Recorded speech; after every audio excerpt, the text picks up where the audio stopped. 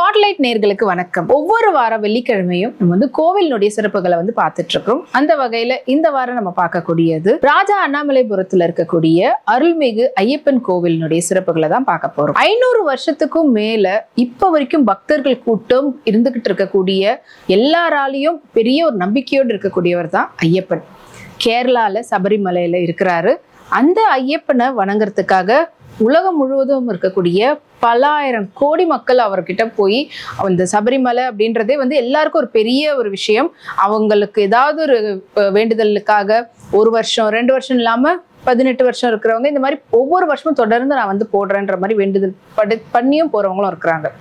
அப்படி ஆரம்ப காலகட்டத்துல வெறும் கேரளால ஐயப்பன் கோயில் மட்டும் அங்க மட்டும்தான் இருந்ததுனால எல்லாரும் எங்க இருந்தாலும் சரி, தமிழ்நாடா இருக்கட்டும் இல்ல வேற எந்த ஊரா இருக்கட்டும், எல்லாரும் அங்க போய் தான் இருமுடி கட்டி அதுக்கப்புறமா ஐயப்பனுக்கு மாலை போட்டு இதெல்லாம் பண்ண வேண்டியதா இருந்தது. இதெல்லாம் பார்க்கும்போது இதுக்காக ஒரு தனியா வேற வேற ஊர்ல இருக்கக்கூடியவங்களுக்காக ஏதாவது பண்ணணுமேனு யோசனை இருக்கும் போதே இங்க நம்மளுடைய தமிழ்நாட்டுல முத்தையா செட்டியார் அவர் வந்து கேரளாவில் சபரிமலை, அதாவது ஐயப்பன் மேல இருக்கக்கூடிய மிகுந்த பக்தியோட அவர் போய் 1 வருஷம், அதாவது 81ல் சாமிக்கு மாலை போட்டு இருமுடி கட்டி மலைக்கு போயிட்டு வந்திருக்கிறார். அங்க போயிட்டு வந்ததுக்கு அப்புறம் அவருடைய மன திருப்தியும் இந்த மன திருப்தி எப்பவுமே எல்லாருக்குமே கிடைக்கணும், நம்மளால மட்டும் அங்க போய் பார்த்து அதுக்காக சபரிமலைக்கு மாலை போடுறது அதுன்றதெல்லாம் பெரிய ஒரு அடுக்கடுக்கு, அதுக்காக நம்ம வந்து நிறைய விஷயங்கள் பண்ணணும். இதை வந்து இங்க நம்மளுடைய ஊர்லயே சுவாமி முன்னாடி மாலை போட்டு இருமுடி கட்டிட்டு அங்க சபரிமலை போகலாம். சபரிமலைக்கு போக முடியாதவங்கலாம் கூட இங்க ஐயப்பனை பார்த்து பிரதட்சணம் பண்ணலாம் அப்படின்றதுக்காக தான் அவர் ஓகே நம்மளும் இங்க வந்து சென்னையில ஒரு கோவில் கட்டணும் ஐயப்பனுக்கு அப்படின்னு சொல்லி முடிவு பண்ணாரு. அப்படி கட்டப்பட்ட கோவில் தான் அருள்மிகு ஐயப்பன் கோவில் ராஜ அண்ணாமலைபுரம். இந்த கோவில் எங்க இருக்குன்னு பாத்தீங்கன்னா அடையார்ல இருந்து போகும்போது உங்களுக்கு சாந்தோம் மெயின் ரோட்லயே வந்து இருக்கக்கூடிய ஒரு திருக்கோவில். இந்த கோவிலினுடைய உங்களுக்கு அந்த வடிவமைப்பு எல்லாமே வந்து நம்ம எப்படி சபரிமலையில ஐயப்பனை பார்க்குறோமோ அதே போலதான் இங்கேயும் வந்திருப்பாரு. காந்தமலையில எப்படிப்பட்ட ஒரு உருவத்தை வந்து நம்ம பார்க்குறோமோ அதே மாதிரியான அப்படியே ரிப்ளிகா அப்படின்னு சொல்ற விதத்துலதான் அதே மாதிரி இங்கேயும் பண்ணியிருப்பாங்க. இங்க இருக்கக்கூடிய இந்த ஐயப்பன் வந்து ஐம்பொன் மூலயமா செஞ்ச ஐயப்பனுடைய சிலையை தான் இங்க வச்சிருக்கிறாங்க. இதை வடிவமைச்சது யாருன்னு பாத்தீங்கன்னா நாகர்கோயில்ல இருக்கக்கூடிய பட்டாச்சாரியார். அவர் தான் வந்து வடிவமைச்சு அதுக்கப்புறமா அங்க இருந்து விநாயகர் கோயில், அப்புறம் முக்கியமா கிருஷ்ணர் கோயில் கேரளால அங்கெல்லாம் வந்து ஐயப்பனை வச்சு பிரதட்சணம் பண்ணி இந்த மாதிரி இருக்கக்கூடிய எல்லா சிறப்பு கோயில்கள்லயும் வச்சு பிரதட்சணம் பண்ணிட்டு அதுக்கப்புறமா தான் இங்க கொண்டு வந்து வச்சிருக்கிறாங்க. இங்கேயும் வந்து பாத்தீங்கன்னா அதே போல 18 படி வச்சு அந்த 18 படிக்கு மேலதான் ஐயப்பனை வந்து நிறுத்தியிருப்பாங்க. அது மட்டும் இல்லாம நீங்க சபரிமலைக்கு எப்படி நம்ம வந்துட்டு ஒரு கட்டமா போறோமோ அதே போலதான் இங்கேயும் இருக்கும். இங்க வந்து பாத்தீங்கன்னா 1982ல் கும்பாபிஷேகம் பண்ணாங்க. ஃபுல்லா எல்லா கோவிலும் அப்படியே இந்த கேரளால பாக்குற மாதிரியே கட்டி அது வந்து கும்பாபிஷேகம் பண்ணாங்க. அதுக்கப்புறம் பாத்தீங்கன்னா 1994ல் வந்து 2வது கும்பாபிஷேகம் பண்ணாங்க. அதுக்கப்புறமா 2008ல் 3வது கும்பாபிஷேகம். இப்போ இந்த வருஷம் மார்ச் மாதம் தான் வந்து கடைசியா 4வது கும்பாபிஷேகம் பண்ணாங்க 2024ல். இப்போ கும்பாபிஷேகம் பண்ணும்போது கூடவே வந்து பாத்தீங்கன்னா விநாயகர், அப்புறமா ஆஞ்சநேயர், கிருஷ்ணர் இவங்களையும் சேர்த்து வச்சு பண்ணியிருக்கிறாங்க. இங்க இருக்கக்கூடிய ரொம்ப சிறப்பான ஒரு விஷயம் என்னன்னு பாத்தீங்கன்னா, ஐயப்பன் கோயிலுக்கு போக முடியலையே, இல்லைன்னா ஐயப்பன் கோயிலுக்கு போய் மாலையை வந்து வைக்கணும் அப்படின்னு நினைக்க முடியாத ஒரு சில பேருக்கெல்லாம் இருக்கும், அங்க போக முடியாத சூழ்நிலை, அவங்கெல்லாம் இங்க வந்து பண்ணலாம். உங்களுக்கு அங்க சிறப்பு பூஜைகள் எப்படி ஐயப்பன் கோயில் சபரிமலால வந்து நடக்குமோ அதே போலதான் இங்க நடக்குது.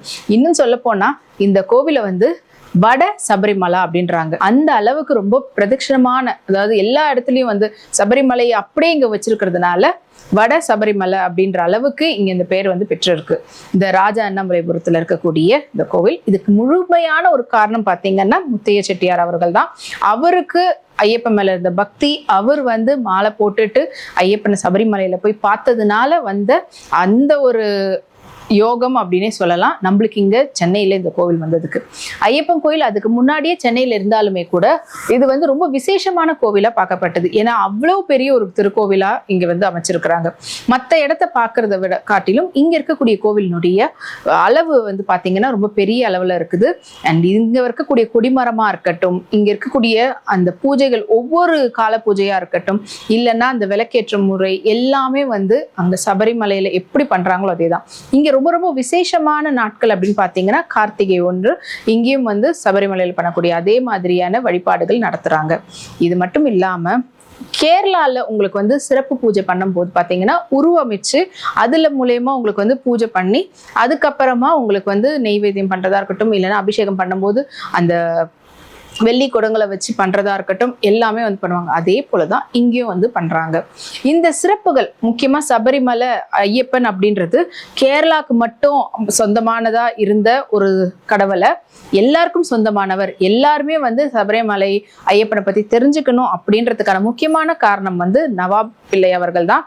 ஏன்னா அவர் வந்து ஸ்ரீ ஐயப்பா அப்படின்ற பெயர் மூலியமா அவர் ஏற்படுத்தின நாடகங்கள், அதாவது கேரளால இருந்து பக்கத்துல இருக்கக்கூடிய தமிழ்நாடு, ஆந்திரா அப்படின்னு சொல்லிட்டு இல்லாம மற்ற ஊர்கள்லயும் வெளிநாடுகள்லயும் இந்த ஸ்ரீ ஐயப்பனுடைய புகழை கொண்டு போய் சேர்த்ததுக்கான முக்கியமான காரணம் அவர் தான். அவருடைய நாடகங்கள் மூலயமா பார்க்கக்கூடிய பக்தர்களுக்கு அவருடைய பக்தியை புகுட்டி ஐயப்பன் அப்படின்றவர் வெறும் கேரளா மலையாளிகளுக்கு மட்டும் இல்லாம மொழி இல்லாத இனம் இல்லாத எல்லாருக்குமான ஒரு கடவுள் அப்படின்றத அவருடைய நாடகங்கள் தான் கொண்டு போய் சேர்த்துது. அதுக்கப்புறமா தான் மற்ற மொழி பேசக்கூடியவங்க, மற்ற இடங்கள்ல இருக்கக்கூடியவங்க ஐயப்பனை பார்க்கறதுக்காக புறப்பட ஆரம்பிச்சாங்க. இங்க ஐயப்பனை பார்க்கறதுக்கு அப்படின்னும் போது ஐயப்பனுடைய கதை வந்து அன்னைக்கு எல்லாருக்குமே தெரிஞ்சிருக்கும். அவர் பிறந்தது ஒரு இடம், அதுக்கப்புறமா அங்க போய் ராஜா கிட்ட சேர்ந்தாரு, அவருடைய மகனா அந்த மாளிகையில வளர்ந்தாரு. அதுக்கப்புறம் ஒரு கட்டத்துல தான் பால் எடுக்க போய் அவங்களுடைய அம்மாவுக்கு, அதுக்கப்புறம் அவர் வந்து ஐயப்பன் அப்படின்ற பெயரோட புலியோட வந்தாரு. அண்ட் அதுக்கப்புறமா தான் அவர் போகும்போது அவர் வழி வந்து தேவைப்படும் அப்படின்றதுக்காக தான் இந்த தேங்காய் பொறி அதெல்லாம் வந்து கட்டி கொடுத்து அதை தான் வந்து இருமுடி அப்படின்ற பேர்ல இப்போ இந்த காலகட்டத்து வரைக்கும் நம்ம எல்லாரும் கட்டிட்டு போறோம். ஏன்னா அந்த காலகட்டத்துல எதுவுமே உங்களுக்கு இருக்காது, வழியில சாப்பிட்றதுக்கா இருக்கட்டும், வழிபோக்குக்கு எல்லாத்துக்குமே வந்து அந்த இருமுடியில இருக்கிறத வச்சுதான் நம்ம வந்து கொண்டு போகணும் அப்படின்றதுக்காக அந்த இருமுடியை கட்டினாங்க. ஆனா காலப்போக்குல அந்த இருமுடியில இருக்கக்கூடியது அப்படியே கொண்டு போய் நம்ம வந்து என்னெல்லாம் வேண்டிக்கிறோமோ அந்த வேண்டுதல் நிறைவேறணும் அப்படின்றதுக்காக நெய் தேங்காய் கொடுக்கறதா இருக்கட்டும் எல்லாத்தையும் சேர்த்து வச்சு அவங்க கொண்டு போய் அந்த தலையில பலுவோட போய் ஐயப்பன் கிட்ட போய் அவருடைய காலடியில விழுந்து என் தலையில இருக்கிறது மட்டும் இல்லாம என் மனசுல இருக்கக்கூடிய பலு எல்லாத்தையும் வந்து இறக்கி இதுக்கப்புறமா எல்லாருடைய வாழ்க்கையிலுமே நல்லது நடக்கணும் அப்படின்றதுக்காக 18 படி ஏறி அவருடைய பிரதட்சணம் பண்ணும்போது அதுக்கப்புறமா வெளியில வரவங்களுக்கு வரக்கூடிய மன திருப்தியா இருக்கட்டும் எல்லாமே வந்து ஐயப்பனுடைய அருள் மூலமா எல்லாருடைய வாழ்க்கையிலும் நல்லதே நடந்துட்டு இருக்குது. பொதுவாவே யாரோ ஒருத்தரா இருப்பாங்க, ஏதோ பண்ணிட்டு இருப்பாங்க. ஆனா ஐயப்பனுக்குன்னு சொல்லி சபரிமலைக்கு மாலை போட்டுட்டாங்கன்னா அதுக்கு முன்னாடி வரைக்கும் அவங்களை எப்படி கூப்பிட்டு இருந்தாலும் சரி, அந்த மாலையை பார்த்ததுக்கு அப்புறமா அவங்களை கூப்பிடக்கூடிய விதமே வந்து சாமின்றது தான் இருக்கும். அதுக்கப்புறமா அவங்களுடைய உடையா இருக்கட்டும், அவங்களுடைய உணவா இருக்கட்டும், தனி மனித ஒழுக்கத்தை கடைபிடிக்கணும்ன்றதுக்காக நம்ம வந்து கடைபிடிக்கக்கூடிய ஒரு விரதம் தான். அதனாலதான் ஐயப்பனுக்கு மாலை போடுறவங்க அவங்களுடைய துணிகளா இருக்கட்டும், அவங்க இருக்கக்கூடிய இடமா இருக்கட்டும் எல்லாமே அவங்களே சுத்தம் பண்ணி அவங்களே அவங்களுக்கு வந்து சமைச்சு 3 வேளை சாப்பாடு அப்படின்ட்டு இல்லாம கிடைக்கிறத அவங்களால முடியறத வெந்து வேகாம சாப்பிடணும் அப்படின்ற ஒரு விரதத்தை கடைபிடிச்சாங்க. அது இப்போ காலப்போக்குல நம்ம வந்து தொடர்ந்து தினசரி குளியல், தினசரி அந்த குளூர்ல பச்சை தண்ணியில அவருடைய பெயரை சொல்லி குளிச்சு அதுக்கப்புறம் அவருக்கு பூஜை பண்ணும்போது அந்த மனசார நம்மளுக்கு என்னென்னலாம் வேதனைகள் கஷ்டங்கள் இருக்கோ அது எல்லாமே அவர்கிட்ட சொல்லி அதுல இருந்து நம்ம வந்து விடுபட்டு அவருடைய அதாவது ஆன்மீகம் அப்படின்னு தாண்டி நம்ம மனசுக்குள்ள அந்த ஐயப்பன் வரக்கூடிய அந்த நேரம் அப்படின்றது பார்த்தீங்களா, இந்த பூஜைகள்னால மட்டும் இல்லாம நம்ம எப்போ மன உருகி ஐயப்பனே நீ மட்டும்தான் எங்களுக்கு அப்படின்னு நினைக்கும் போது கண்டிப்பா அவர் நம்மளுக்குள்ள வந்து அவருடைய அருளை வந்து கொடுப்பாரு.